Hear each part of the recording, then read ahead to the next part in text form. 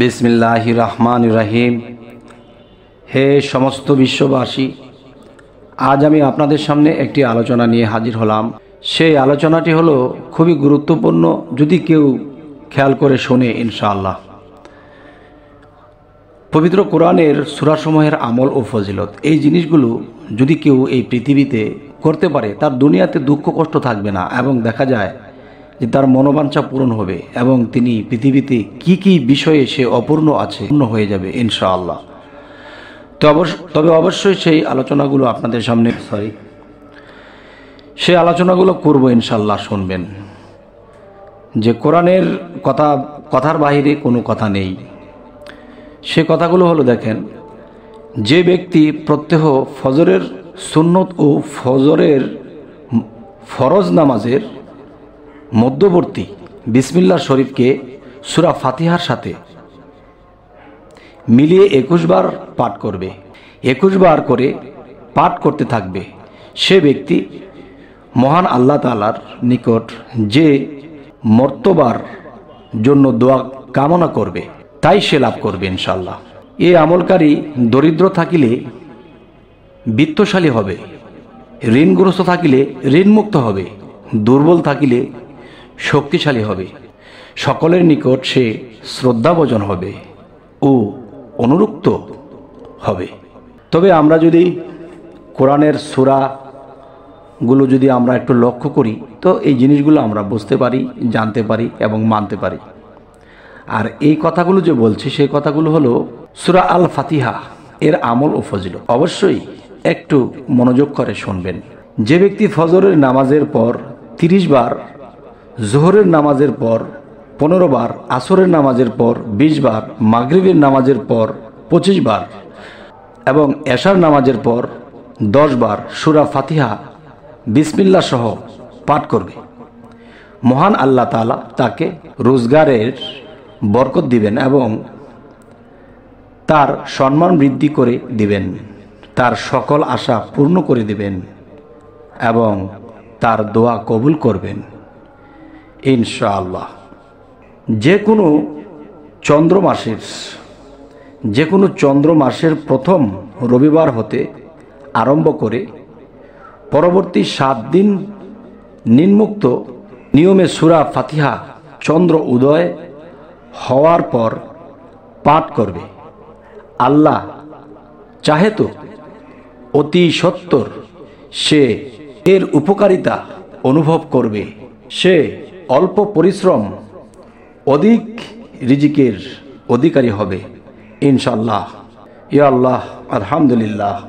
সূরা আল ফাতিহা এর আরবি অক্ষরগুলো প্রত্যেকটি পৃথক পৃথক ভাবে লিখে তা পবিত্র পানি দ্বারা ধৌত করে কোনো রোগীকে পান করালে আল্লাহর ইচ্ছায় সে অতি শীঘ্রই আরোগ্য লাভ করবে। আলহামদুলিল্লাহ, আলহামদুলিল্লাহ। কোন ফলের গাছের ফল না ধরলে সূরা ফাতিহাটি লিখিয়া তার নিচে আয়াতটি 7 বার লিখিতে হবে।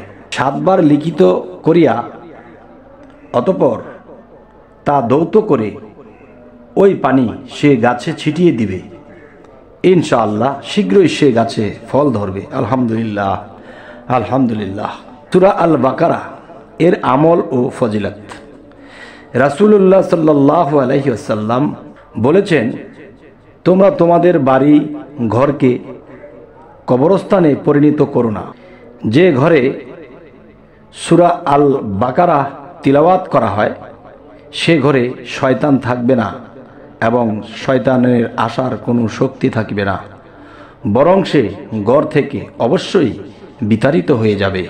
রাসূলুল্লাহ সাল্লাল্লাহু আলাইহি ওয়াসাল্লাম আরও বলেছেন, প্রত্যেক জিনিসেরই উচ্চাংশ থেকে পবিত্র কোরআনের উচ্চাংশ হলো সূরা আল বাকারা। এ সূরা নিয়মিত তিলাওয়াত করলে যে কোনো নেক মাকসুদ পূর্ণ হবে ইনশাআল্লাহ।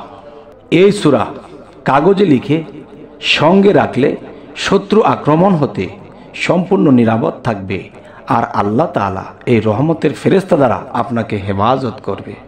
আলহামদুলিল্লাহ। সূরা আল ইমরান এর আমল ও ফজিলত। রাসূলুল্লাহ সাল্লাল্লাহু আলাইহি ওয়াসাল্লাম বলেছেন, যে ব্যক্তি শুক্রবার দিন সূরা আল ইমরান পাঠ করবে, ফেরেশতাগণ তার মাগফিরাতের জন্য দোয়া করতে থাকবেন। আলহামদুলিল্লাহ। এ সূরা নিয়মিত তিলাওয়াত করলে তার সমুদয় ঋণ পরিশোধ হয়ে যাবে। হযরত উসমান রাদিয়াল্লাহু আনহু বলেন, যে ব্যক্তি সূরা আল ইমরান এর শেষাংশ পাঠ করবে তার জন্য তাহাজ্জুদের নামাজের সওয়াব লিখিত করা হয়। আলহামদুলিল্লাহ। সূরা আন-নিসা এর আমল ও ফজিলত। কোনো ব্যক্তি প্রত্যহ 7 বার করে সূরা নিসা তেলাওয়াত করলে তার প্রতি স্ত্রীর ভালোবাসা অধিক বৃদ্ধি পাবে। আর কোনো স্ত্রীলোক পাঠ করলে স্বামী ভালোবাসা তাকে দিতেই থাকবে। শুকরিয়া, আলহামদুলিল্লাহ। এই সূরা প্রত্যহ নিয়মিত তিলাওয়াত করলে তার দরিদ্রতা দূর হয়ে যাবে এবং ধন সম্পদ লাভ হবে। অবিবাহিত কুমারী এ সূরা প্রত্যহ 40 বার করে তিলাওয়াত করলে ইনশাআল্লাহ শীঘ্রই তাহার বিবাহের ব্যবস্থা হবে। তবে হে জগতবাসী, হে বিশ্ববাসী, হে মুসলিমগণ, মুমিনগণ, মুসল্লিগণ, আমি আপনাদের জন্যই এই চ্যানেলটি খুলেছি। এই চ্যানেলটির দিকে অবশ্যই চোখ রাখবেন। আশা করছি ইনশাআল্লাহ দুনিয়া ও আখিরাতের ফায়সালা কোরআন মতে আপনারা পেয়ে যাবেন। আর আল্লাহ যদি আমাকে শক্তি, সামর্থ্য, জ্ঞান, চরিত্র সমস্ত কিছু দেয়, ঠিক রাখে, তাহলে যতদিন বাঁচি আপনাদের সামনে এই জিনিসগুলো উত্থাপন করে যাব।